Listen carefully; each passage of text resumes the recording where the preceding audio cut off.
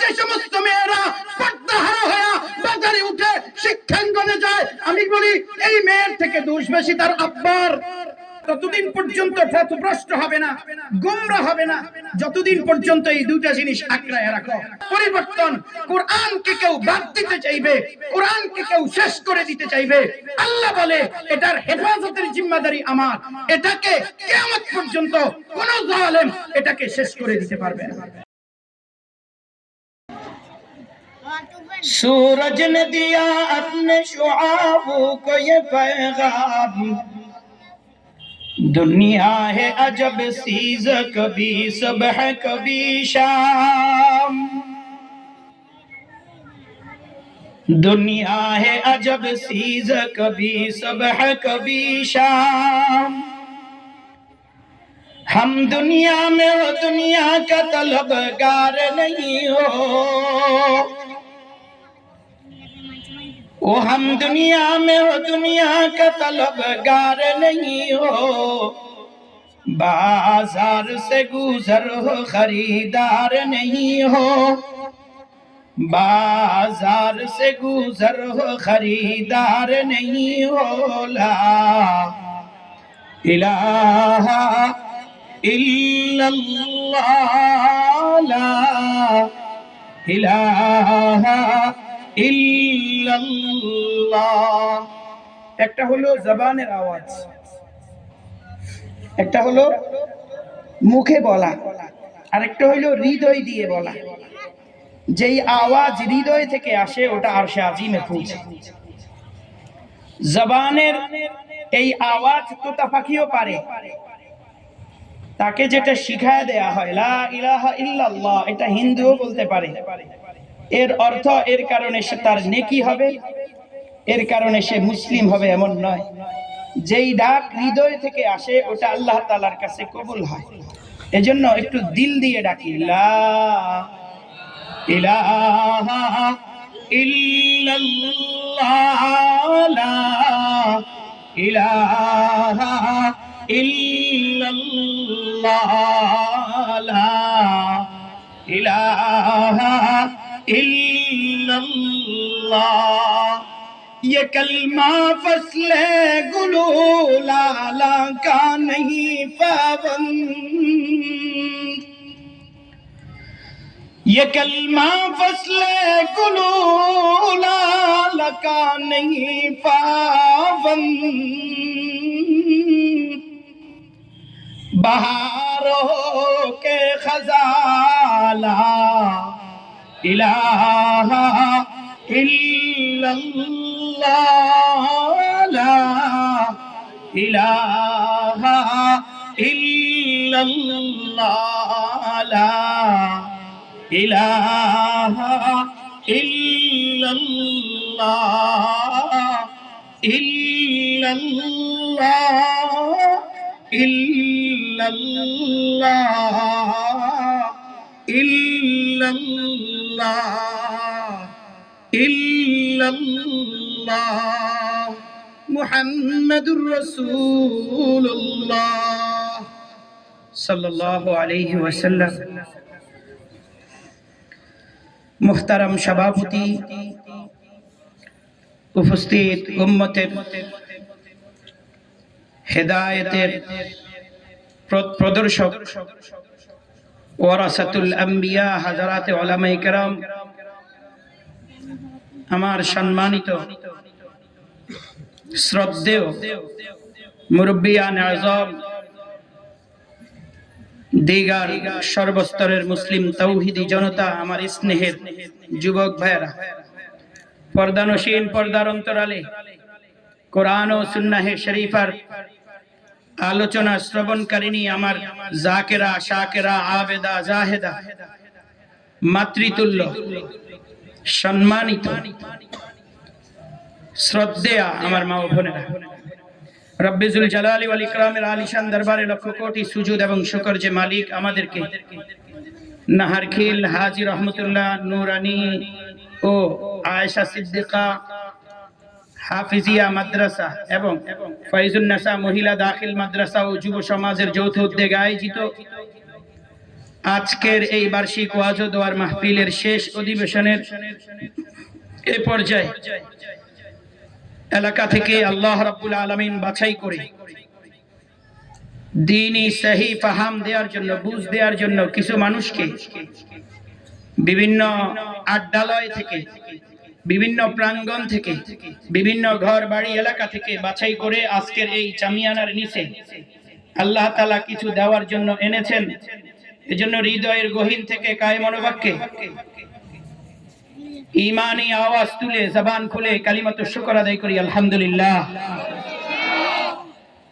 মুহতারাম হাজিরিন, আমাদের প্রধান আলোচক তিনি যথাসময়ে আমাদের মাঝে এসে উপস্থিত হবেন। হযরত আমার ওস্তাদুল্লাহ হযরতের মারফতে আমি টুমসর কিছুদিন খেদমত করেছি, টুমসর ফাজিল মাদ্রাসায়। হযরত আমাকে খুব স্নেহের চোখে দেখেন। হযরত আসার আগ পর্যন্ত কর্তৃপক্ষের নির্দেশে আমি অল্প সময়ের জন্য আপনাদের সামনে বসেছি। এই সময়টা যেন আল্লাহ তাআলা আমাদের নাজাতের জরিয়া বানায়, এই জন্য কোরআনুল কারীমের একদম প্রসিদ্ধতম সূরা, যেই সূরা আমাদের জীবনের শুরু, আর সূরার নামও সূরাতুল ফাতিহা। এই সূরাতুল ফাতিহা একদম প্রথম দিক থেকে আমি 4খানা আয়াতে কারীমা তেলাওয়াত করেছি। কোরআনে কারীমের আরেক জায়গা থেকে একটা আয়াতের অংশ বিশেষ আমি আপনাদের সামনে তেলাওয়াত করেছি। বাহিরের থেকে না গিয়ে একদম মূল জায়গা থেকে আমরা যদি আলোচনা শুরু করি, আমি এই 4-5 আয়াতে কারীমার তরজমাটা প্রাসঙ্গিক, বাহিরের থেকে কিছু কথা না বলে প্রাসঙ্গিক কিছু কথা হযরত আসা পর্যন্ত আমি আপনাদেরকে শোনাবার চেষ্টা করব। এর আগে আমি অদম নিয়ত করছি, পঠিত আয়াত এবং আলোচনা আল্লাহ তাআলা যা বলেন এই কথাগুলোর উপরে আমি আমল করব। আপনারা প্রত্যেকেও নিয়ত বানান যে আমরা আমল করতে চেষ্টা করব ইনশাআল্লাহ। বাহিরে যে সমস্ত ভাইরা দাঁড়িয়ে আছেন, অনুরোধ করব কোরআনের মাজমা, দোকানপাটে যারা আছেন, বাড়িতে ঘরে যারা আছেন, বিভিন্ন কারণে আমাদের এইদিকে মাহফিলের সিজন মোটামুটি শেষ হয়ে গেছে। নির্বাচনের আবের কারণে এখন মাহফিল তেমন একটা নেই। আমার মনে হয় এই এলাকার জন্য এটাই সর্বশেষ মাহফিল। তো সেই দৃষ্টিকোণ থেকে বলা চলে এই বছরের জন্য কাহারো জন্য হয়তো এটাই আমার জন্য শেষ মাহফিল। আবার যদি একটু আগে বাড়ি এটাও বলি মিথ্যা হবে না, হয়তো কাহারো জীবনের জন্য এটা শেষ মাহফিল হতে পারে। শুধু কাহারো নয়, আমরা প্রত্যেকেই এই কথা বলতে পারি আমি আগামী কালকে হায়াত পাবো কিনা এটার গ্যারান্টি আমার কাছে নাই। সুতরাং আমরা প্রত্যেকেই ভাবতে পারি যে আজকের এই মাহফিলটা হতে পারে আমাদের প্রত্যেকেরই জীবনের জন্য শেষ মাহফিল। মুমিন ইবাদতের ক্ষেত্রে ইবাদতে মনোযোগ আসার জন্য এই কথাটা অবধারিত। রাসূল সাল্লাল্লাহু আলাইহি সাল্লাম বলেন, যখন তুমি ইবাদত করো মনে রেখো এই ইবাদতটাই যেন তোমার জীবনের শেষ ইবাদত। জীবনের শেষ ইবাদত যেটা হয় এটা সুন্দর হয়, এটার মধ্যে বেশি একাগ্রতা থাকে, এটার মধ্যে বেশি তাকওয়া থাকে। এজন্য যে সমস্ত ভাইয়েরা এখনো দোকানপাটে আছেন, রাস্তাঘাটে আছেন, বাড়িতে ঘরে আছেন, মা বোনদেরকে বলবো যে সমস্ত ভাইয়েরা, যে সমস্ত স্বামীরা, সন্তানরা আজও ঘরে বসে আছে, তাদেরকে আজকের এই মহতি মাহফিল আমরা পাঠিয়ে দেব। যারা দোকানপাটে আছেন, আমি তো মনে করি আজকের এই মাহফিল আমাদের জন্য, আজকের এই মাহফিল আমাদের জন্য আখিরাতের ব্যবসায়ের মাহফিল। বলেন, আজকের এই মাহফিল দুনিয়ার রুটি উপার্জনের জন্য নয়, আজকের এই মাহফিল আমরা আখিরাতে আল্লাহ তাআলার সাথে সদাই করার মাহফিল। সুতরাং ব্যবসা বাকি অন্যদিন করতে পারবেন, কিন্তু চাইলে আগামী কালকে এখানে আর মাহফিল শুনতে পারবেন না। এজন্য যারা দোকানে আছেন আমি বলবো ব্যবসায়ী ভাইদেরকেও আজকের দিনের বাকি অংশের জন্য আপনি দোকান বন্ধ করে দিয়ে প্যান্ডেলের ভিতরে আসেন। বলবেন হুজুর মাইক তো অনেক দূর দূরান্তে লাগাইছে, আমরা ওখানে বসে শুনতে পাই। ভাই, আওয়াজ শোনা আর ওয়াজ শোনা দুইটার বেশ কম আছে। আমি পাকে পাকে উদাহরণ দেই, অনেক আইসক্রিম ওয়ালা আইসক্রিম বিক্রি করার জন্য ওয়াজ চালায়া দেয়, এটা উত্তরবঙ্গের দিকে, আপনাদের এখানে চালায় না। কথা বলে না, আপনাদের এইদিকে আমাদের এইদিকে চালায় না। আমাদের দেশে অনেক মাটিওয়ালা মাটি কাটে, মাটি কাটার সময় ওয়াজ চালায়া দেয়। কি ভাই, সত্য না মিথ্যা? কিন্তু দুর্ভাগ্য হয়েও সত্য, তার এটা ওয়াজ নয়, এটা আওয়াজ শুনতেছে, সময় পার করতেছে। এই আওয়াজ তাকে যেই নামাজের বিষয় ওয়াজ শুনেছে তার এই মাটি কাটা রেখে তাকে এই জমিনের কুলে তাকে সিজদা দেওয়ার তৌফিক দেয় না। সুতরাং আপনি ব্যবসায়ী প্রতিষ্ঠানে বসে, বাড়িতে বসে থেকে, দোকানের আড্ডায় বসে থেকে আপনি আওয়াজ শুনবেন, এটাকে ওয়াজ বলে না। আমাদের বহু এখন মানুষ ওয়াজে যায় না, ইউটিউবে ঘরে বসে ওয়াজ শুনে, ফলে ওখান থেকে বিভ্রান্ত হয়। কারণ ইউটিউবাররা ওয়াজের শুরু শেষ অংশ দেয় না, মাঝখান থেকে একটা ক্লিপ এনে এটাকে ফেসবুকে ছেড়ে দেয়। ফেসবুকের ওই অংশ শুই না, এবার নিচে দি কমেন্ট বক্সে তার কথা যে বুঝছে সেও কমেন্ট করে, যে বুঝে নাই সেও কমেন্ট করে। কথা বুঝেন নাই। এজন্য বন্ধু মাশাআল্লাহ যারা বাহিরে আছেন, আমি বলবো আমরা কেউই আজকের দিনের জন্য আর বাহিরে থাকবো না। আল্লাহ তাআলা আমাদের সকলকে তৌফিক দান করেন। একজন মুমিনের জন্য আল্লাহ রাব্বুল আলামিন গাইডলাইন দিয়েছেন আমাদের জন্য কোরআন।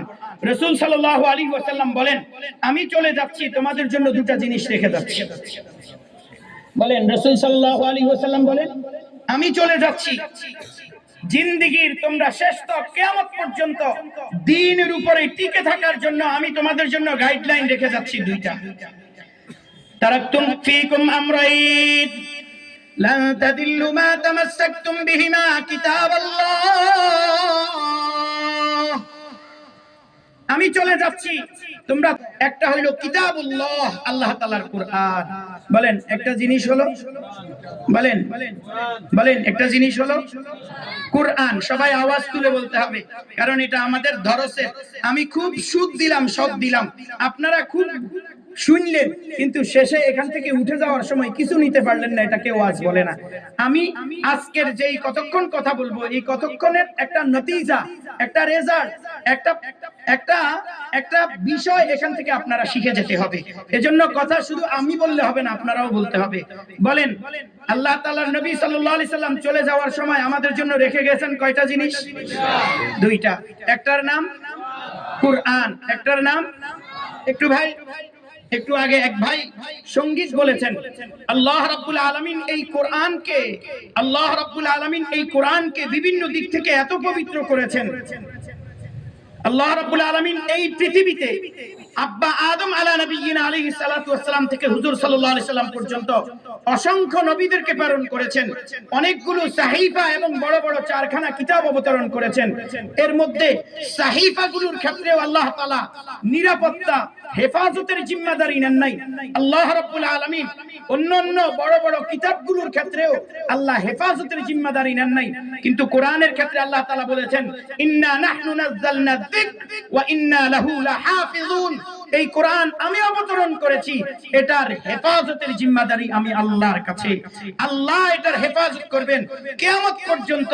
দুনিয়ার বহু কিছু নিয়ে বানচাল চলবে, বহু কিছু নিয়ে নিজের চাপাবাজি চলবে, কিন্তু কোরআনের, কারণ এটার হেফাজতের জিম্মাদারি কার? কে নিয়েছেন? তাওরাত হেফাজতের জিম্মাদারি রব নেন নাই। ফলে ইহুদিরা তাওরাতকে পরিবর্তন করে ফেলেছে।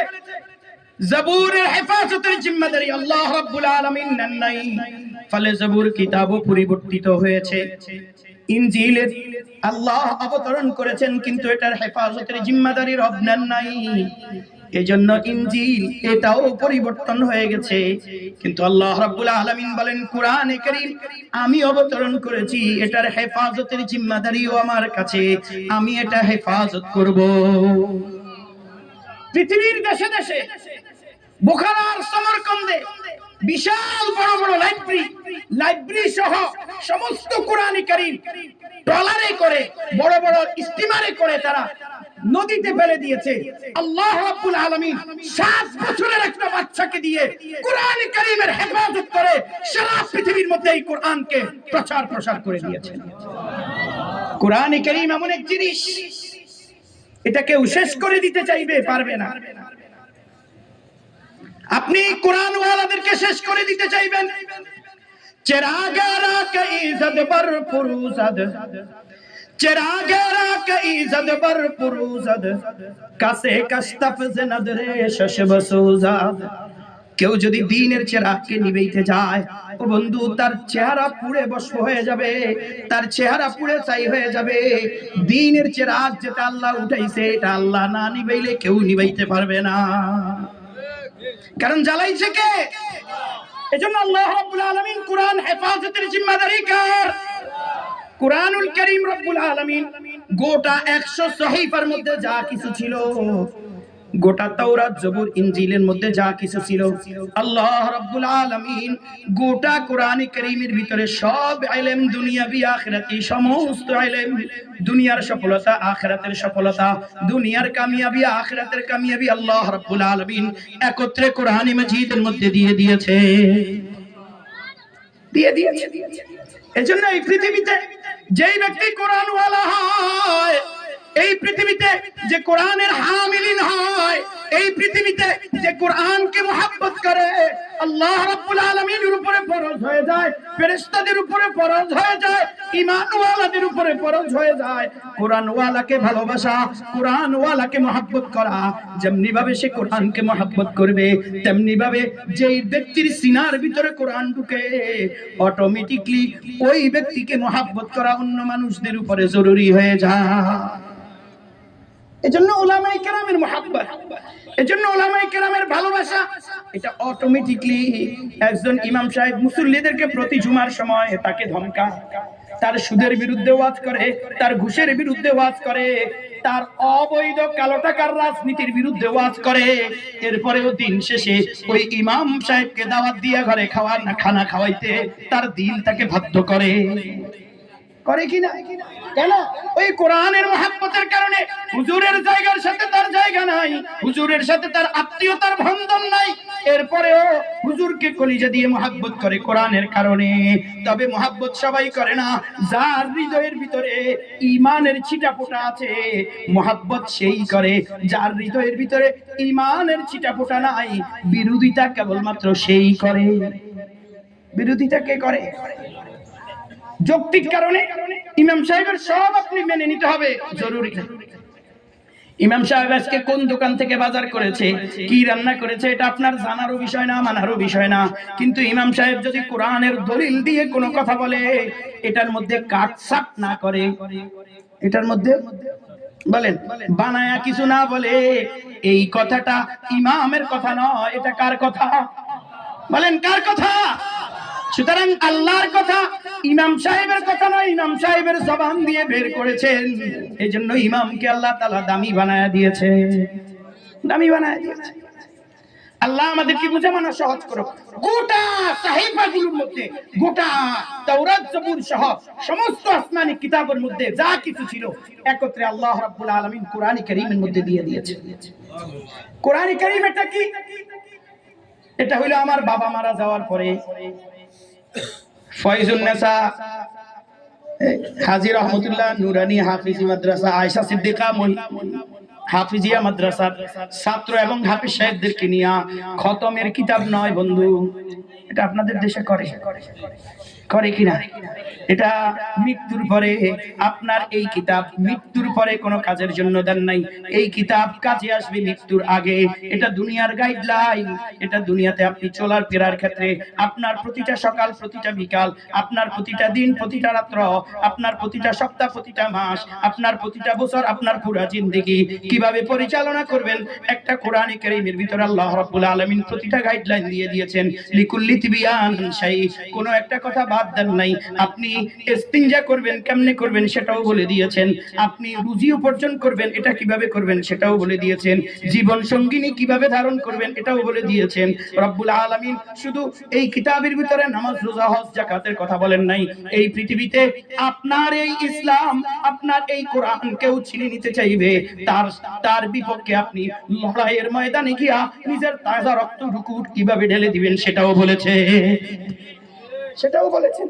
এজন্য আজকে কিছু লোক মনে কষ্ট নিয়েন না, বয়ানে আসার আগে হুজুর বলে হুজুর রাজনীতি ওয়াজ করিয়েন না। আজকে তো রাজনীতি নাই, আজকে ইসলামিক রাজনীতি বলেন আর অন ইসলামিক রাজনীতি বলেন, সবগুলোর উপরে ওই আব্রাহাম লিঙ্কন পেশাব করে দিয়ে আগে সেগুলোকে আমাদের উপরে চাপায় দিয়েছে। ফলে আমরা ইসলাম প্রতিষ্ঠার জন্য সেটাকে গ্রহণ করেছি। এগুলো কোনোটাই ইসলাম প্রতিষ্ঠার রাজ নয়, এটা বোঝা দরকার, এগুলো বুঝতে হয়। মোহতারাম হাজিরিন, ইসলাম শুধু নামাজ রোজার কথা বলে না, ইসলাম শুধু পর্দার মহিলাদের হায়েজ নেফাসের কথা বলে না, ইসলাম আমাকে এমন উক্তি শিখায়, একজন মানুষকে সালাম দিবে, সালাম দেওয়ার সময় তোমার জবানের অবস্থা কেমন থাকবে ইসলাম তোমাকে সেটাও শিখায়। ইসলাম বাবার হক সম্পর্কে শিখায়, ইসলাম মায়ের হক সম্পর্কে শিখায়, ইসলাম ভাইয়ের হক সম্পর্কে শিখায়, ইসলাম বোনের হক সম্পর্কে শিখায়, ইসলাম পরিবারের হক সম্পর্কে শিখায়, ইসলাম আত্মীয় স্বজনের সম্পর্ক সম্পর্কে শিখায়, আত্মীয়তার হক সম্পর্কে শিখায়, ইসলাম বড়দের সম্মান কিভাবে করতে হয় এটা শিখায়, ইসলাম ছোটদের স্নেহ কিভাবে করতে হয় সেটাও শিখায়, ইসলাম নারীর মর্যাদা কতটুকু স্থানে এটাও শিখায়। আমরা মনে করেছি ইসলাম চলবে শুধু মসজিদে, আমরা মনে করেছি ইসলাম চলবে শুধু হেফখানায়, আমরা মনে করেছি ইসলাম চলবে শুধু আমার হজে গেলে, কেউ মনে করতেছি ইসলাম চলবে শুধু রোজা রাখলে। ও বন্ধু, না না, ইসলামের ৭৭ শাখা, আমি যেই কয়টা শাখা আলোচনা করেছি এটা হাতে গোনা দু চারটা, বাকি শাখাগুলো আজকে আমাদের মধ্যে আলোচনা না থাকার কারণে আজকে পর্দার বিধানকে আমরা ঐচ্ছিক মনে করি। বলেন পর্দার বিধানকে বলেন কি মনে করি? যে মাইনলো মাইনলো, যে মাইনলো না মাইনলো না। বলেন তো পর্দার বিধান কি ঐচ্ছিক না বাধ্যতামূলক? কে ভাই কথা বলেন না? বাধ্যতামূলক শুধু মসজিদের ইমামের জন্য না প্রতিটা বালেগ পুরুষ মহিলার জন্য? বাধ্যতামূলক শুধু নারীরা পর্দা করবে না পুরুষরাও পর্দা করবে? কথা কয় না রে। পর্দা কি শুধু নারীর জন্য? কুল্লিল মুমিনিনা ইয়াগুদ্দু মিন আবসারিহিম ওয়া ইয়াহফাযু ফুরুজাহুম। রব্বুল আলামিন বলেন নারীদেরকে, মুমিন পুরুষ মুমিন নারী, বলেন পর্দার বিধান আল্লাহ শুধু মুমিন নারীদেরকে দেন নাই, পর্দার বিধান মুমিন পুরুষকেও দিয়েছেন, মুমিন নারীকেও দিয়েছেন। মুমিনা নারীরাও পর্দা করবে, মুমিন পুরুষও পর্দা করবে। আজকে পর্দার ওয়াজ আমরা যখন হুজুররা পর্দার ওয়াজ করতে আসি তো খুব ওয়াজ করি নারীদের। কারে কথা বল না? কাকে? কিও ভাই? ওই এখানে কয়েকজন মুফতি সাহেব আছে, ওনাদেরকে জিজ্ঞাসা করেন ইসলামে কি শুধু পর্দার ওয়াজ নারীদের জন্য না পুরুষের জন্য? কথা বলেন না। নারী পুরুষ সকলের জন্য। এখন আপনি ওয়াজটা শুধু নারীকে করলেন, কিরে ভাই পুরুষরে কেন করো না? অথচ পর্দার বিধানটা নারী করতে পারবে তখন যখন পুরুষ পরিবেশ কায়েম করে দিবে। কথা বলে না। নারী চাইলে পর্দা করতে পারবে না। রাসূল সাল্লাল্লাহু আলাইহি ওয়াসাল্লাম আপন মেয়ে ফাতেমা রাদিয়াল্লাহু তাআলা আনহাকে দেখতে গেছেন তার ঘরে, যায় বাহির থেকে ডাক দিয়েছেন আসসালামু আলাইকুম ওয়া রাহমাতুল্লাহ। ভিতর থেকে মেয়ে আব্বাকে ডেকে বললেন ওয়া আলাইকুমুস সালাম। আব্বা ঘরে ঢুকিয়েন না। কেন রে মা?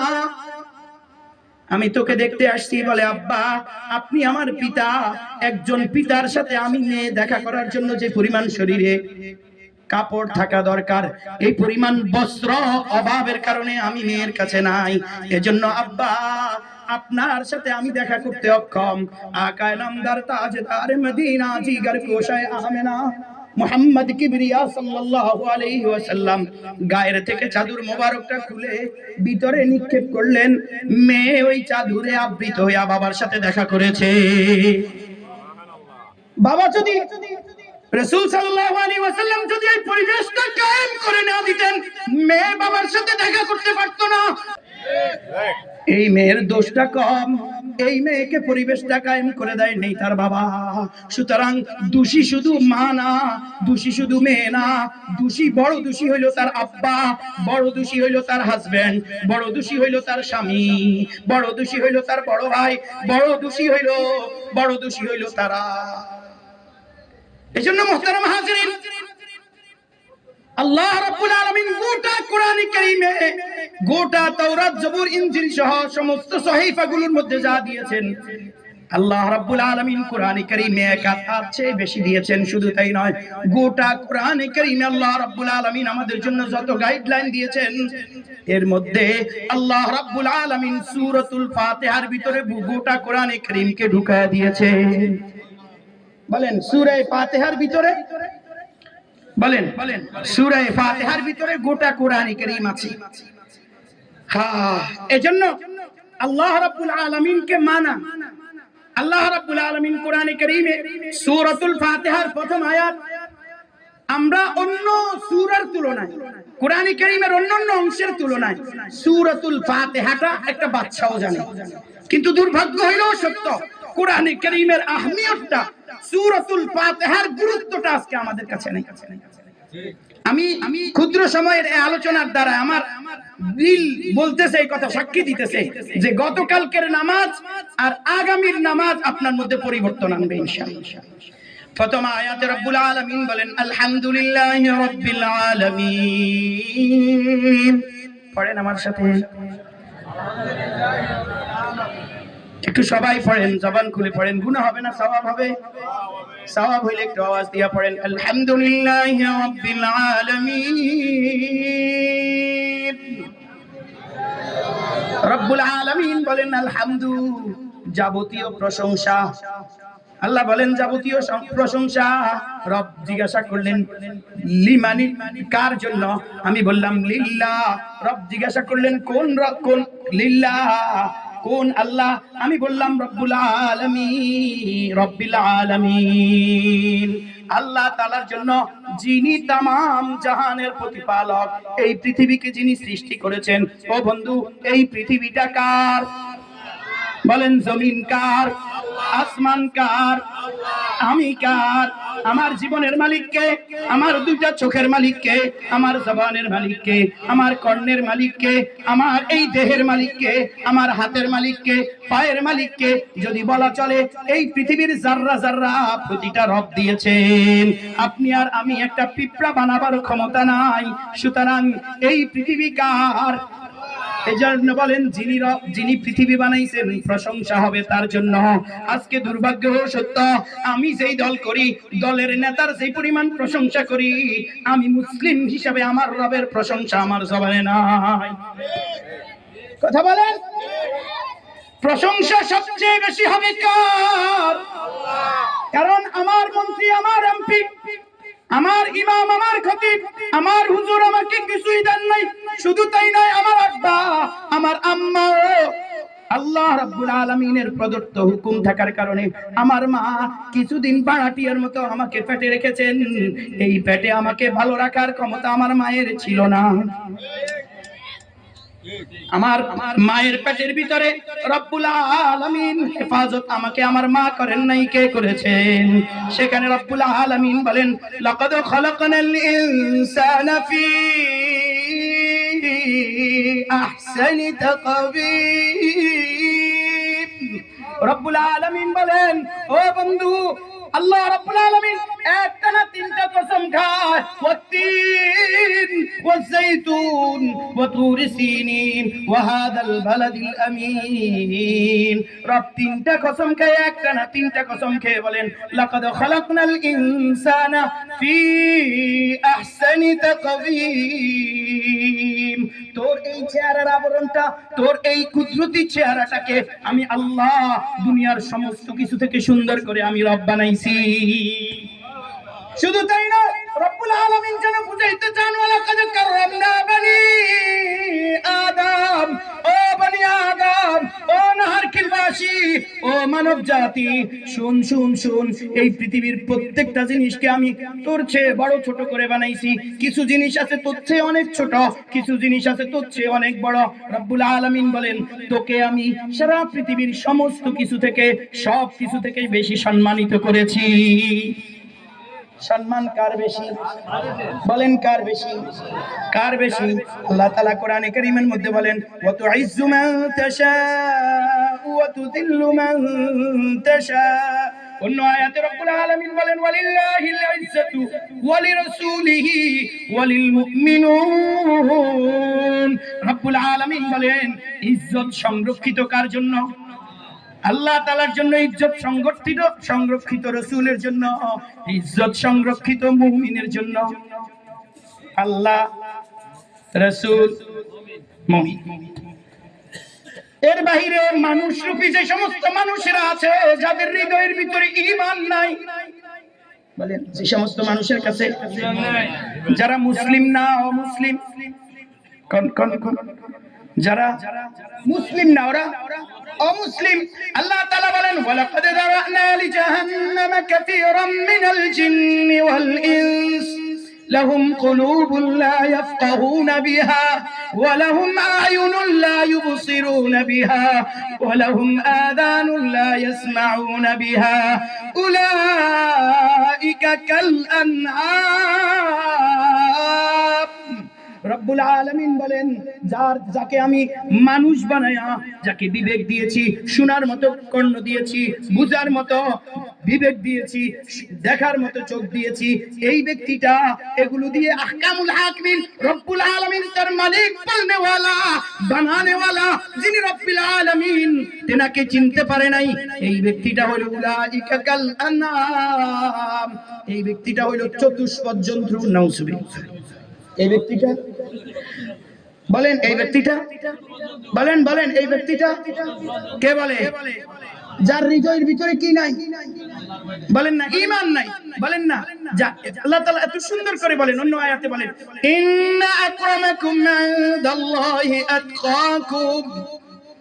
বান্দা তোর চেহারা সুন্দর, তোর অনেক টাকা, এটা দিয়ে আমার কিছু যায় আসে না, আমার কাছে ওই ব্যক্তিটা জামি যার হৃদয়ের ভিতরে আল্লাহর ভয় আছে।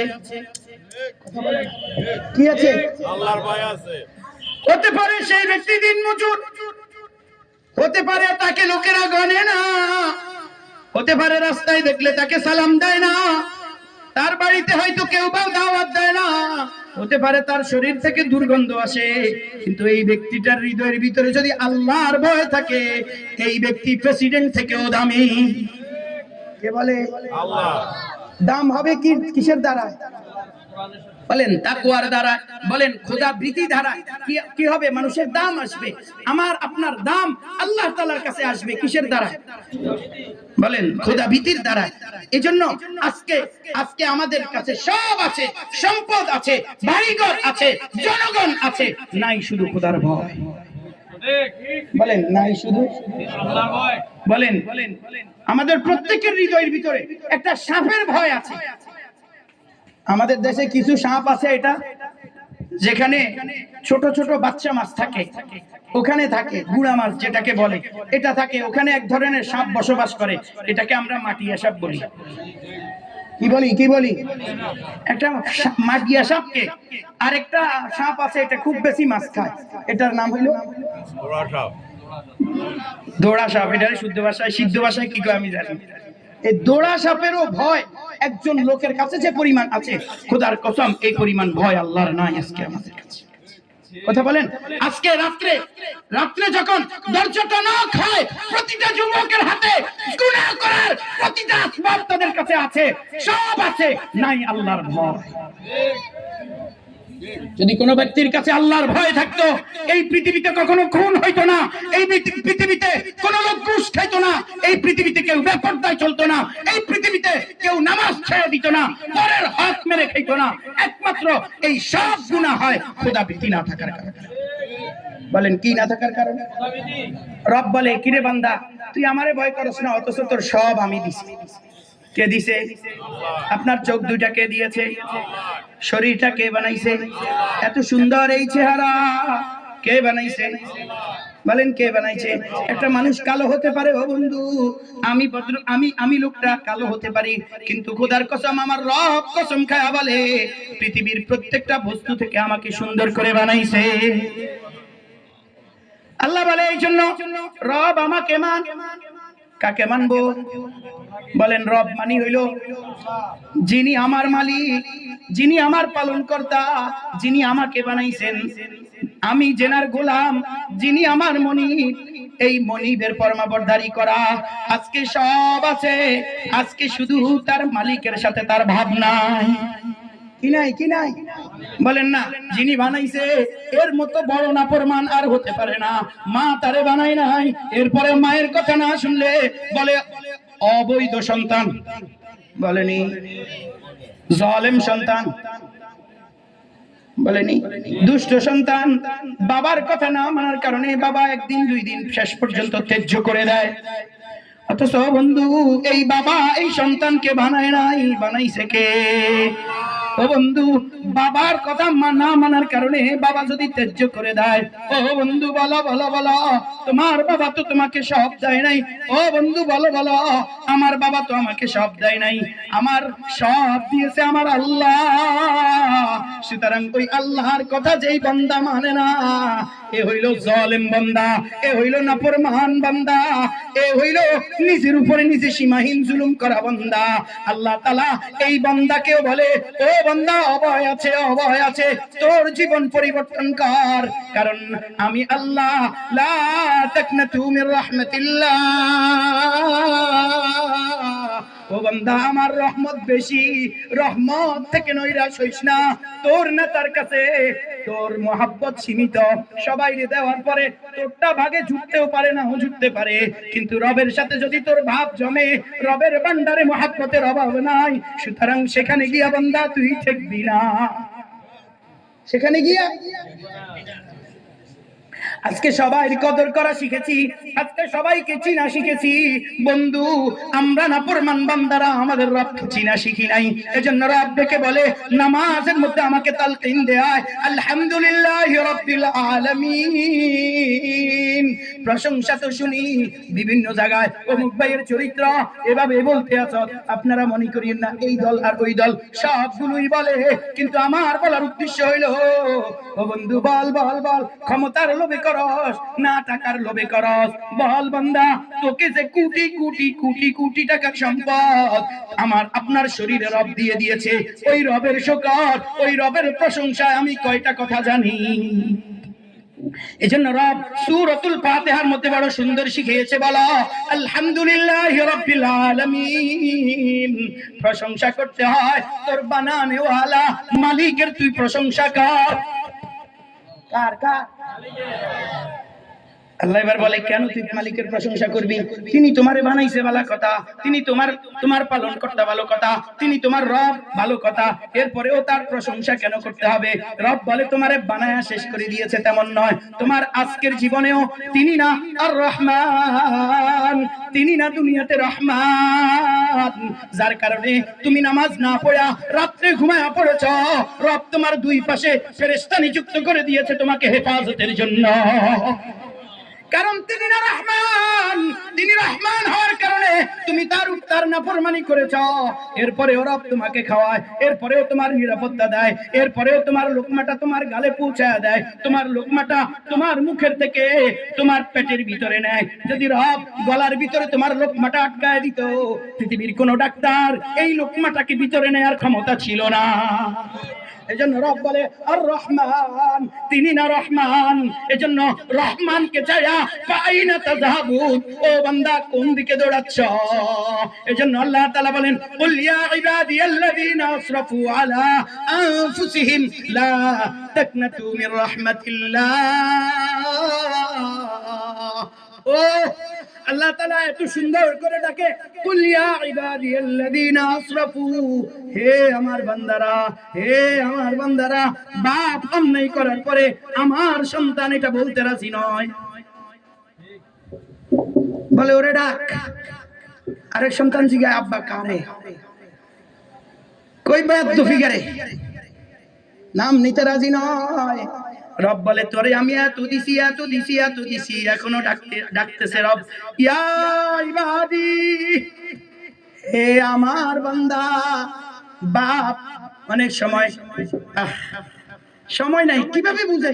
রব বলে আমার বান্দা। এবার আবার আল্লাহ তাআলা বলেন, কোন বান্দা? আল্লাযীনা আসরাফু, যে নিজের উপরে সীমাহীন গুনাহের দ্বারা নিজের উপরে সীমাহীন জুলুম করে ফেলেছে। রাত্রে রাত্রে আপনি এখন হাঁটেন নয়নপুর পর্যন্ত যান, দেখবেন রাস্তার কিনারে দাঁড়ায়া, গাছের উপরে বৈশা, ঘরের ভিতরে দরজা আটকায়া, চায়ের দোকানে বসতে, চা এক হাতে খাইতেছে আর এক হাতে আছে কি করে? কথা বলে না গো, কি করে? মোবাইল দেখে। কি মোবাইল দেখে? আগের কালে মানুষ সিনেমা হলে যাইতো, চন্দ্রগঞ্জ সমনি, কি গো ভাই, সিনেমা হলে এত বেহায়াপনা ছিল না। আজকের প্রতিটা যুবকের কাছে যে বেহায়াপনা উঠায়া দেয়া হয়েছে। আজকে 5 বছর আগেও এই নয়নপুরের আশপাশ লয়ে আপনাদের এই গ্রামের আশপাশে প্রতিটা জায়গায় জায়েজ না জায়েজ বলি না, বাচ্চারা বিকেল বেলা ক্রিকেট খেলতো, ফুটবল খেলতো, রাত্রে বেলা ব্যাডমিন্টন খেলতো, এখন আর কিছুই খেলে না, এখন মোবাইল পাবজি। কথা কোন কথা বলেন, জীবনটাকে শেষ করে দিয়েছে। আল্লাহ তাআলা জানো দেখে, ও গুনাহগার যুবকেরা শুনো শুনো শুনো, জীবনটাকে যেই চোখ দিয়া এই মোবাইল দেখো, যেই কান দিয়া এই মোবাইলের গান শুনো, এই নাচের এই বাদ্য শুনো, এই কান কিন্তু বন্ধু তোমার দেয়া নয়, তোমার আব্বার দেয়া নয়, এই কানটা কিন্তু তোমার রবের দেয়া। এই কানটা যদি ওই রব বন্ধ করে দেয়, পৃথিবীর কেউ না এই কানকে সতেজ করবে। যেই চোখ দিয়া দেখো, এই চোখটা কিন্তু তোমার নয়, এটা রহমানের। কার? এজন্য আল্লাহ তাআলা বলেন, আমি রহমান, তোরে ডাকতে আসি ডাকতে আসি, ইয়া ইবাদি, হে আমার বান্দা। কোন বান্দা?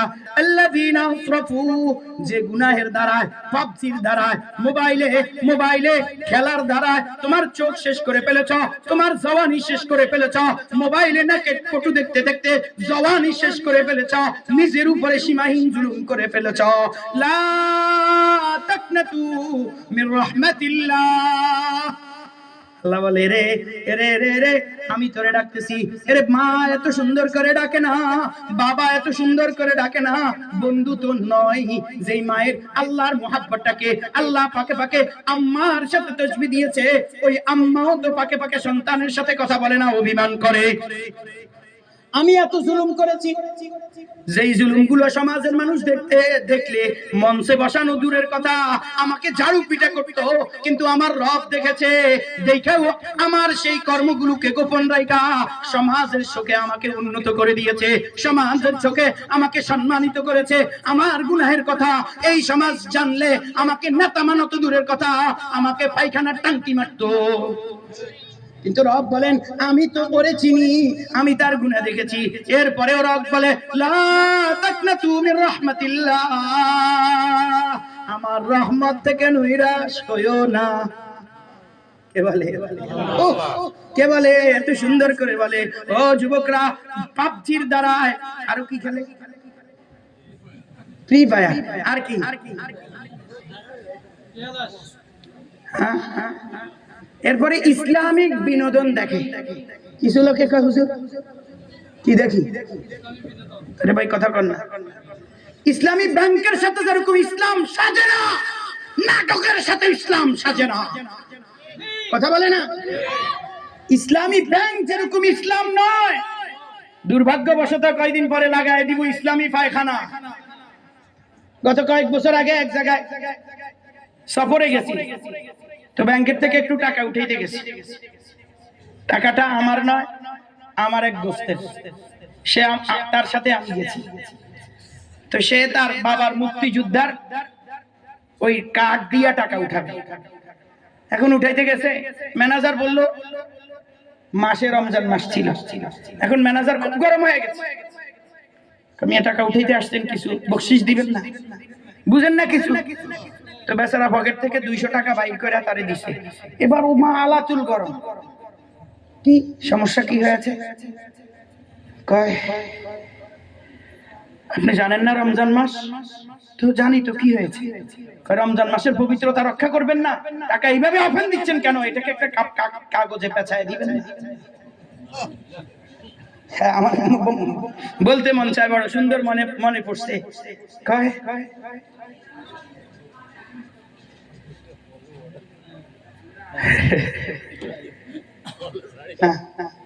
বলে বলে এক লোক মদ খায়। কি খায়? মদ তো এখন আর গুনাহ না। আপনাদের পাড়ায় পাড়ায়, মহল্লায় মহল্লায় আজকে প্রতিটা যুবক এক নষ্ট হয়েছে জেনায়, আরেক নষ্ট হয়েছে পরকীয়া। এক নষ্ট হয়েছে, বলেন, এক নষ্ট হয়েছে মদে নেশায়। আজকে ছোট্ট ছোট্ট বাবুরা পর্যন্ত দোকান থেকে সিগারেট কিনে ওপেনলি তার বৃদ্ধ বাবার সামনে সিগারেট টানে। এটা বাবাদের দেয়া ফসল, কারণ এই শিশুকে দিয়েই এই বাবা দোকান থেকে পাঠায় সিগারেট কিনেছে, যে তো এটা তো আপডেট ডিজিটাল বাংলাদেশ। বাবা যখন সন্তানকে দিয়া দোকানে পাঠায় সিগারেট কিনেছে, এবার ওই মদের টাকার জন্য বাবাকেই সন্তান রড দিয়া পিটায়। এটা বাবার প্রাপ্য ছিল, এটা বাবার প্রাপ্য ছিল, কারণ আপডেট। সিগারেট আমনের জমানায় চলছে, এখন আর সিগারেট চলবে না, সবাই আপডেট। নাটক আজকে যেটা আপনি দেখছেন, কালকে চাইবেন যে আর একটু আপডেট একটা দেখতেন। আজকে যে উলঙ্গ দেখেছেন, কালকে চাইবেন আর একটু উলঙ্গ দেখতে, কারণ মানুষ একটার উপরে বসে থাকে না। আজকে বিল্ডিং করেছেন, কালকে চাইবেন যে বিল্ডিং এর উপরে কারুকার্য হোক, এরপরের দিন চাইবেন এটার ভিতরে এসি লাগুক, এরপরে চাইবেন এটা এটা এমন একটা হোক এটার নোয়াখালীতে থাকার উপযুক্ত না, এটা ঢাকাতে গুলশানে চলে যায়। আপডেট তো গুলশানে হয়ে যাওয়ার পরে এবার কয় না দেশে নয় বিদেশে আপডেট। তো গুনাহের ক্ষেত্রেও তো আপনার সন্তান আপডেট। এখন এই লোক মদ খায়, কি খায় ভুলে গেছেন আপনারা? একটু আকর্ষণ লাগবে, কি খায়? তো বেচারার মোষটা বড়, দাড়িটা নাই, ছোট থাকলেও তো আছে নাই, কথা কন না দাড়িটা, কারণ এখনো বালেগ হয় নাই। কয়টা হুজুর দাড়ি রাখার এখনো বয়স হয়নি। বুঝাইতে চায় আল্লাহ যেটা করছে ভুল করছে, কথা কন। আল্লাহ যেটা করছে কি করছে? যেই লোকটা দাড়ি উঠছে দাড়ি রাখে নাই কারণ বশত, এই লোকটা ওয়াজিব তরকের গুনাহ করছে। কিন্তু যেই লোকটা দাড়ি রাখার কথা বলছে, আরে বলে হুজুর এখনো বয়স হয় নাই, এই ব্যক্তির ঈমানের বিষয় সন্দিহান আছে, কারণ সে আল্লাহর নির্ধারিত ফয়সালাকে বুঝাইতে চায়। আল্লাহ এই বয়সে দাড়ি দিতে ভুল করছে, দাড়ি উঠবো বয়স হইলে, মানে 40-60 এর পরে হইব দাড়ি উঠবে, নাউজুবিল্লাহ। এখন মোষটা বড়, যেহেতু আল্লাহর আদেশ হইলো, রাসূলের সুন্নাহ হইলো মোষটারে খাটো করো, দাড়িটারে ছাড়ি দাও। এখন আমরা উল্টে বুঝছি, মোষটারে বড় করতেছি, দাড়িটারে যত পারি ক্লিন শেভ করতেছি। তখন মোষ বড় হওয়ার কারণে বেচারা মদ খায়, তো মোষগুলোর এমনি উঠায়, এরপরে মদের গ্লাস হাত নিয়েছে। আরেকজন জিগায়, কিরে এত মশাইন করে খানা খাস, ব্যাপার কি? কয় তুই জানোস না মোষের মধ্যে মদ খাবার লাগা, এটা মাকরু। কথা কয় না ও, খাবারের মধ্যে, কথা বলেন, মোষের মধ্যে খাবার খাইতে মোষ যেন, রাসূল বুঝাইছে মোষ যেন এত বড় না হয় যে খাবার খাইতে খাবারটা মুছে লেগে যায়, এত বড় করিও না। এখন সে ফতুয়া দিতেছে আমাদের দেশে, এই জাতীয় ফতুয়া বহু জায়গায় আছে। বহু ব্যবসায়ী কোরআন সুন্নাহর বাইরে ব্যবসা করে, সুদ নিয়ে, কিস্তি নিয়ে আজকে হারাম ব্যবসার সাথে জড়িত হয়। তাকে কিছু বললে সে এই ফতুয়াটাই দেয়। অনেক সময় সুন্নতের ফতুয়া দেয়, ফলাফাইন ফলা ফরজ, এখান দিয়ে যে হারাম কিস্তি নিয়েছে, কিস্তির বিষয়ে তার কোনো কর্ণপাত নাই। মদ খাওয়া মোছে লাগা মাকরু, বলেন না মোছে লাগা। খায় খায় খায় পায়খানা, চিন্তা করে এটা গন্ধ আছে না বাস আছে, বুঝেন নাই? আজকে সমাজের চিত্র এমন। এত পরেও রব্বুল আলামিন বলেন আমি তোমাকে খাওয়াচ্ছি কেন? মা বানায় নাই, আমি বানাইছি, আমি তোরে হাতে বানাইছি, আমি তোরে সব কিছুর উপরে সম্মান দিয়েছি। শুধু তাই নয় রে বান্দা, রব বলে খালাকাল্লাহুল আদামা আলা সূরাতিল ইয়াদাইয়া, আমি আল্লাহ তোকে আমার হাতে বানাইছি। এজন্য আমি না রহমান, তুই ইবাদত করলেও খাওয়াই, তুই ইবাদত না করলেও খাওয়াই। তবে মনে রাখিস বেঈমানের খাবার কিন্তু বেশি দিন হয় না। কি বলেন? জুলুমের শাস্তি যদি শুধু আখিরাতে হইতো, তাইলে শেখ হাসিনা বুঝা ফালায়া যাইতো, হইতো না। বুঝেন নাই? জুলুম কিন্তু বেশি দিন টিকে না। আমি প্রায় একটা উদাহরণ দিই, আজকেও দিই। বলেন তো, এখানে চার দিক থেকে আমাদের কাহারও কম বেশি 32টা দাঁত আছে। এই দাঁত মানে হইল ছুরি, যেটা আপনার খাবারকে জবাই করে টুকরা টুকরা টুকরা করে করে আপনার পেটে যাওয়ার উপযুক্ত করে। এটার মাঝখানে একটা গোশতের টুকরা বসবাস করে, তার নাম জিহ্বা। কথা কন, কথা কন, তার নাম বলেন, তার নাম জিহ্বা। এই জিহ্বা এই দাঁতের সব সময় খায়, উপকার করে। ডাক্তার ফিরোজ সাহেব দাওয়াতে গেছে, এখান দিয়ে একটা ঢুকে গেছে, আয়া নামাজে দাঁড়াইছে, বেচারা তো আর জানে না নামাজের ভিতরে দাঁতের ভিতর থেকে গোস্ত বাইর কইরা এটা খাওয়া যাবে না। এখন এই বেচারা নামাজে দাঁড়াইছে, হাফেজ সাহেব পেশারাত পড়তে এসে এমিয়ার দাঁতের চিবা দিয়া জিহ্বাটা খুঁটি খুঁটি খুঁটি চাইতেছে এটারে বাইর করতে, কারণ এটা যতক্ষণ এখানে থাকবে এটার শান্তি নেই। এই বেচারা তার উপকারে লিপ্তই আছে, কথা বলেন করে কিনা? কিন্তু এই দাঁতে যখনই জিহ্বারে মুসমত পায় তো একটা কামড় বসায় দেয়। বলেন দাঁত হইল জালেম, জিহ্বা হইল মাজলুম। বলেন দাঁত হইল জালেম, জিহ্বা হইল। সুতরাং বুঝা গেল বৃদ্ধকালে বহু লোক এখন দাঁত পান খায়, জিহ্বা নাড়াচাড়া করে, দাঁত একটা ওই জালেম দাঁত একটাও নাই। ঠিক এই মৃত্যুর সময় জিহ্বা নিয়েই সেই খবরে গেছে। এই জন্য ও দুনিয়ার শাসকরা, ও দুনিয়ার ঘর যারা পরিচালনা করেন, দুনিয়ার সমাজ যারা পরিচালনা করেন, রাষ্ট্র যারা পরিচালনা করেন, যাদের উপরে ছোট থেকে বড় দায়িত্ব আছে, কখনো জুলুম করিয়েন না, জুলুমের শেষ পরিণতি টিকে না। জুলুমের শেষ পরিণতি টিকে না। যে জুলুম করবে না ইনশাআল্লাহ কিছু ভুলভ্রান্তি মানুষ হওয়ার কারণে হয়, কথা বলেন, কিছু ভুলভ্রান্তি মানুষ হওয়ার কারণে হয়, আল্লাহর কাছে ক্ষমা চাইলে ক্ষমা করে দিবে। কিন্তু জালেম যে জুলুমের ক্ষমা নাই, জুলুমের ক্ষমা হইল এখানেও জায়গা নাই, অন্যখানেও জায়গা নাই। এখন তুমি কোথায় আছো তাও জানে না, বুঝেন নাই? এজন্য সামনে যারা আসবেন, আমি কারো পক্ষে নয় বিপক্ষেও নয়, আমি বলতে চাই যারা আসবেন এখন থেকে নিয়ত করেন জুলুম করা যাবে না। জুলুম করলে আপনার দল থাকবে না থাকবে, আপনি থাকবেন না। জুলুম করলে আপনার পরিবার থাকবে না, জুলুম করলে আপনার ইন্তেকালের পরে জুলুমের পাশ্চাত্যটা, জুলুমের বিনিময়টা আপনার স্ত্রী পুত্র হইলেও দিতে হবে। এজন্য গত কয়দিন আগে, গত 2 দিন আগে আওয়ামী লীগের একটারে জেলে লইয়া গেছে, লইয়া যাওয়ার পরে তার স্ত্রী তার এত সুন্দর ফুটফুটে বাচ্চাকে আগে মারছে, তারপরে নিষেধ ফাঁসির দড়িতে ঝুলছে। এটা হইল জুলুমের পরিণতি। ও বন্ধু, জুলুম করলে যদি শুধু তুমি শেষ হয়ে যাইতা তাও চলতো, তুমি জুলুম করার দ্বারা এই জুলুমের ভার তোমার পরিবারও নিতে হবে। এজন্য রব বলেন আর রহমান, কেন আমার গোলামি করবা, কেন আমার প্রশংসা করবা, কেন না আমি রহমান, আমি তোমারে সব দিয়েছি, আমি এখনো দিচ্ছি, আমি দেব, এজন্য আমার গোলামি করো। আল্লাহ তাআলা বলেন আমি না রহিম, এই দুনিয়ার পরে তুমি আরেকটা জীবনে যাবা, সেখানে যাওয়ার পরেও তোমার চির সুখের শান্তির জায়গা, সেখানে জান্নাত আমি রহিম হওয়ার কারণেই দেব।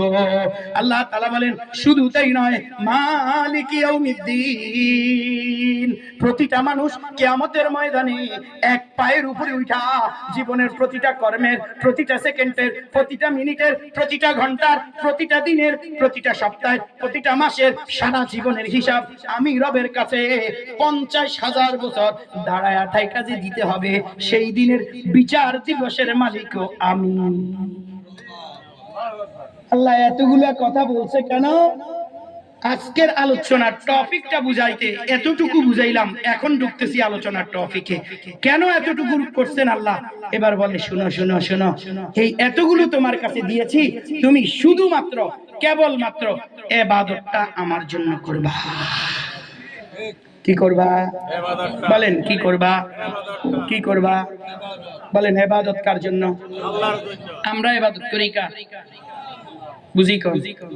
আল্লাহ। সবাই আমি মৌলবিয়ে পারি না আল্লাহর ইবাদত করতে। হ্যাঁ, ইবাদতের সংজ্ঞা বুঝি না, ইবাদতটা কি এটা বুঝি না।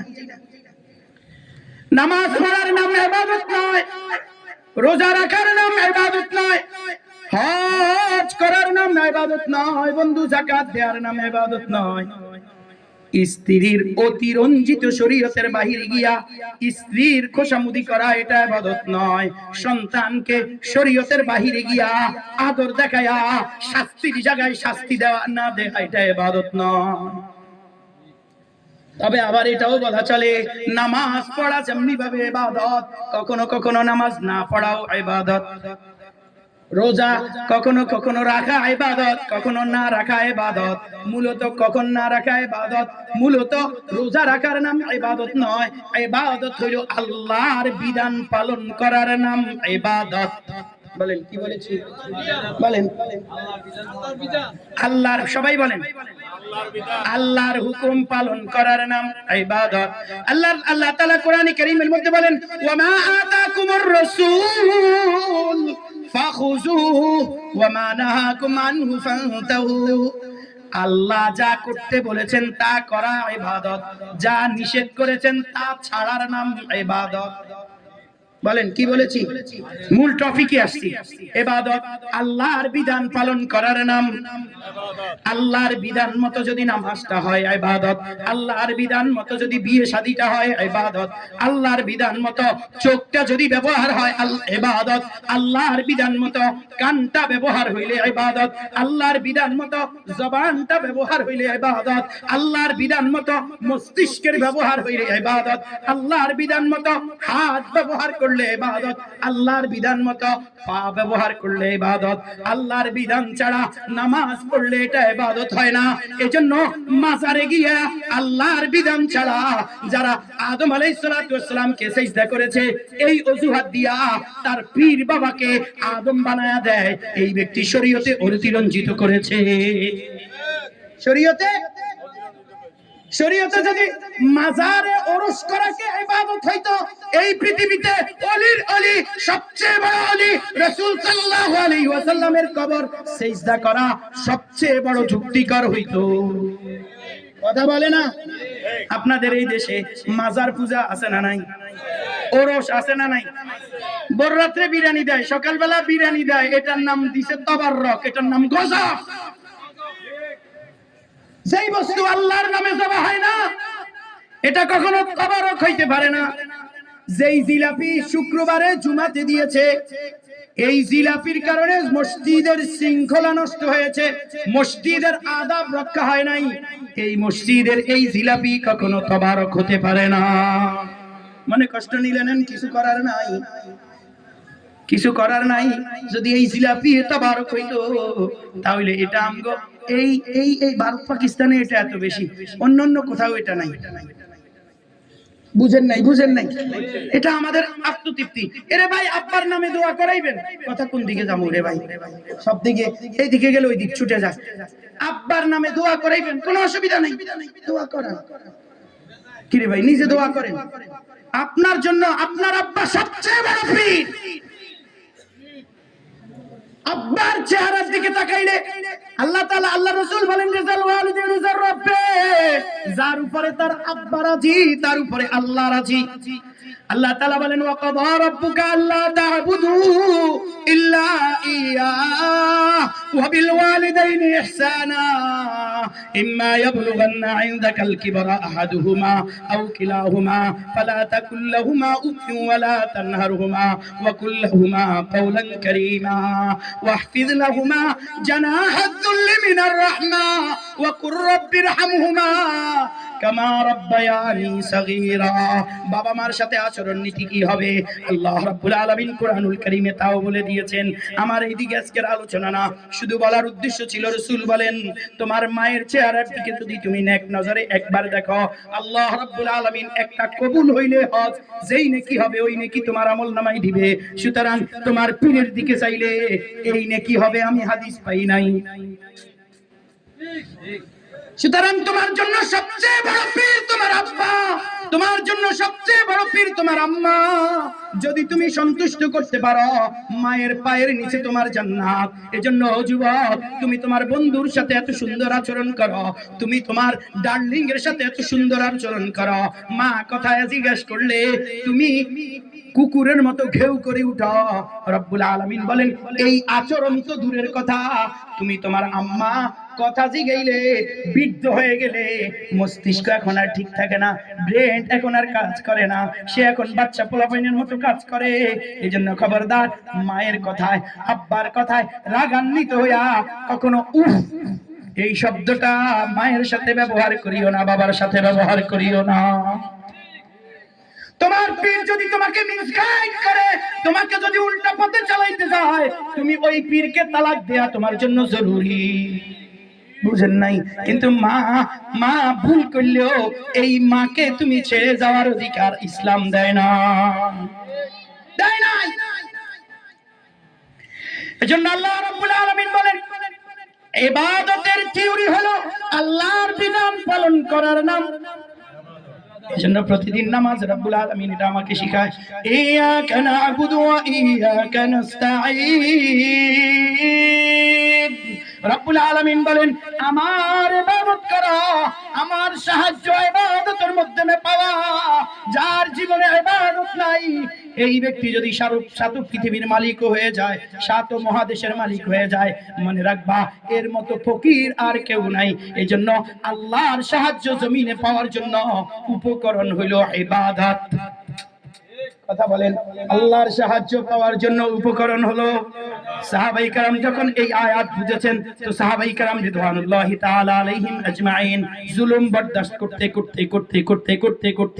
এক পর্যায়ে হযরতে সাহাবায়ে কেরাম রিদওয়ানুল্লাহি তাআলা আলাইহিম আজমাইন বদরের প্রান্তে উপস্থিত হইল, বদরের প্রান্তে পৌঁছলো। আল্লাহর পক্ষ থেকে অনুমতি হইল এদের বিরুদ্ধাচরণ করার জন্য, রুখে দাঁড়ানোর জন্য। আল্লাহ রাব্বুল আলামিন ইবাদতের কারণে, সাহাবায়ে কেরামের ঈমানটা পাক্কা করার কারণে 313 জনকে 1000 জনের বিনিময় নিরস্ত্র ব্যক্তিদেরকে আল্লাহ তাআলা বিজয় দিয়েছেন। আপনি বলবেন থার্মোমিটার কি? থার্মোমিটার আল্লাহর বিধান। বলেন থার্মোমিটার। আজকে আমরা যুদ্ধে পরাজয় লাভ করেছি, বাংলাদেশ এই দেশেও ইসলাম বিজয় হয় না। সংখ্যালঘু হিন্দুদের এজেন্ডা যে পরিমাণ বাস্তবায়ন হয়, সংখ্যাগরিষ্ঠ মুসলমানদের এজেন্ডা বাস্তবায়ন হয় না। আপনি বলবেন কেন? আমাদের ইবাদতের মধ্যে হাওয়া লেগে গেছে, ইবাদতটা নষ্ট হয়ে গেছে, ইবাদতটা আল্লাহর বিধান পালন করা হয় না। আজকে আমরা মুসলিমরা হইলাম স্বার্থবাদী মুসলিম, যেগুলোতে তেমন কোনো কষ্ট টষ্ট নাই, মোটামুটি চলে। হুজুর এই কথাগুলো কোন? যেগুলো কইলে অপারেশন করতে হয় এই ওয়াজ করিয়েন না, কারণ এই অপারেশন নেওয়ার মতো এখনো সুযোগ আমার হয়নি। বুঝেন নাই মনে হয়? কি বুঝছেন? বুঝেন নাই? সব কথা কইতে পারি না। কই দিও মগর পাও মে জিঞ্জিরে। দেখেন আরে হাত পা খালি, কিন্তু এটার মধ্যে একটা লাকব পড়ায় দেয়া হয়েছে, এই কথার বাইরে বলতে পারবে। এজন্য মুহতারাম দোস্ত, আল্লাহর বিধান পালন করার নামে ইবাদত। আল্লাহ তাআলা বলেন, আমি কেবলমাত্র শুধুমাত্র তোমাদেরকে আমার ইবাদতের জন্য সৃষ্টি করেছি। রব্বুল আলামিন বলেন, ওয়া মা খালাকাতুল জিন্না ওয়াল ইনসা ইল্লা লিয়াবুদুন। রব্বুল আলামিন বলেন, আমি কেবলমাত্র আমার ইবাদতের জন্য তোমাদেরকে বানাইছি। বলেন কিসের জন্য বানাইছি? ইবাদতের জন্য বানাইছি। ইবাদতের সংজ্ঞা হলো আল্লাহর বিধান পালন করার নাম। আপনাদের মধ্যে মনে হয় বিচলিত ভাব আসছে। বলেন, কথা বলেন। আল্লাহর বিধান পালন করার নাম ইবাদত। আমরা কার বিধান পালন করব? আল্লাহর বিধান। এবার বলেন আল্লাহর বিধানটা পালন করব কিভাবে? পদ্ধতি কি হবে? আল্লাহর বিধান, নামাজ পড়বেন, পদ্ধতিটা নিতে হবে রাসূল থেকে। বিবাহ করবেন, বিধানটা নিতে হবে রাসূল থেকে।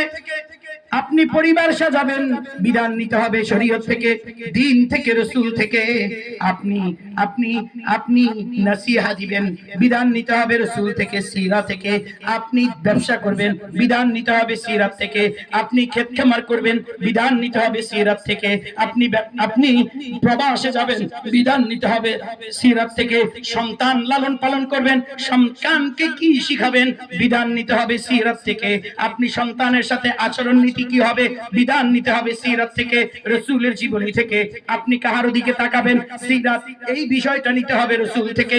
আপনার প্রতিটা বিষয়গুলো আপনি শিখতে হবে, জীবনে বাস্তবায়ন করতে হবে।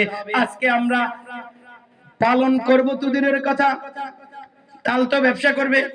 জিজ্ঞাসা করলাম আপনি যে ব্যবসা করতেছেন, ব্যবসার নিয়ম নীতিটা শরীয়ত থেকে নিছেন নি? কাউজুর এটা শিখছি। কোত্থেকে শিখছেন? কয় অমুকের দোকানে কিছুদিন থাইকা কিভাবে ব্যবসা করতে হয় এটা শিখেছি। না বন্ধু, না না না না, আপনি আলেমের কাছে যেতে হবে। আমি ব্যবসা করতে চাই, ব্যবসার মূল থিওরি কি হবে এটা আলেমের থেকে নিতে হবে, এটা হারুন আল মাদানী দামাত বরকাতুহু থেকে নিতে হবে। যদি এটা না করেন, অন্যটা করেন, তবে ইবাদত হবে না, আপনার মন গড়া কাজ হবে। মন গড়া কাজকে ইবাদত বলে না।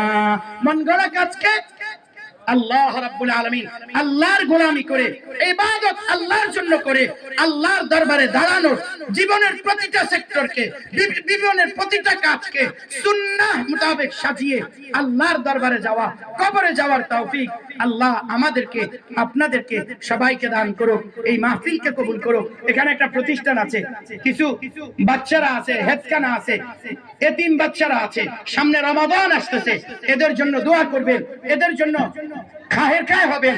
এলাকার যুবকরা ঐক্যবদ্ধ হয়ে সমাজকে সংস্কার করতে হবে। আজকে ব্যাপকভাবে গণতন্ত্রের পিছনে যুবকরা যে পরিমাণ ধরতেছে, তাদের জীবন যৌবন সব শেষ করে দিতেছে। ইসলামের জন্য, আল্লাহর জন্য, দ্বীন কায়েমের জন্য মসজিদ ভিত্তিক দ্বীন কায়েম হোক, মাদ্রাসা ভিত্তিক দ্বীন কায়েম হোক, প্রতিটা রাস্তায় খেলাফত কায়েম হোক। এই মিশন আমাদেরকে বাস্তবায়ন করার জন্য যুবকদের শ্রম ঘাম মেধাকে ব্যয় করা, এটা আল্লাহর দেয়া ইবাদত। আল্লাহ সেই ইবাদত গুলো গ্রহণ করার তৌফিক আমাদেরকে দান করুন। আমিন সুম্মা আমিন। ওয়া আখিরু দাওয়ানা আলহামদুলিল্লাহি রাব্বিল আলামিন। আসসালামু আলাইকুম।